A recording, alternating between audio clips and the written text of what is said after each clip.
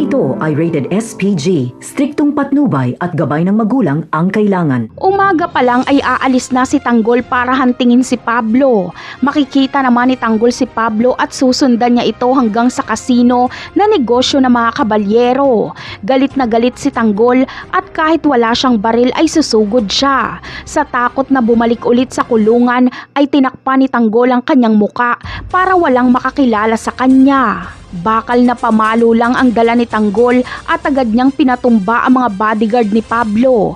At sa paglabas ni Pablo at Ruben ay nagulat sila dahil bulagta na ang kanilang mga tauhan. At dito ay lumabas na si Tanggol para puntiryahin si Pablo. Si Ruben ang unang mamamaalam dahil hihahagis siya ni Tanggol papunta sa sasakyang minamaneho ni Pablo. Kaya lalabas na nabangga ni Pablo kaya namatay si Ruben. Sa pagkakataong ito ay si Pablo na lang ang natitira. Ni isang mga tauhan ni Pablo ay walang nakakita sa mukha ni Tanggol.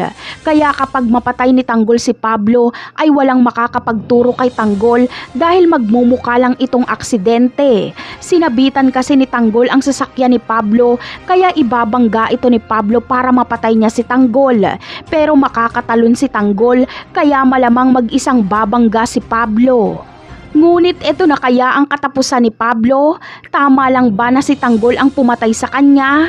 Ang sagot ay hindi, dahil ang dapat natatapos kay Pablo ay si Bubbles. Ito lang ang paraan para makamove on si Bubbles sa nangyari sa kanya. Malamang ay dadalhin ni Tanggol si Pablo kay Bubbles at hahayaan niyang si Bubbles ang humatol dito. Si Bubbles ang tatapos kay Pablo. Napakarami pa nating dapat abangan sa mga susunod na episode.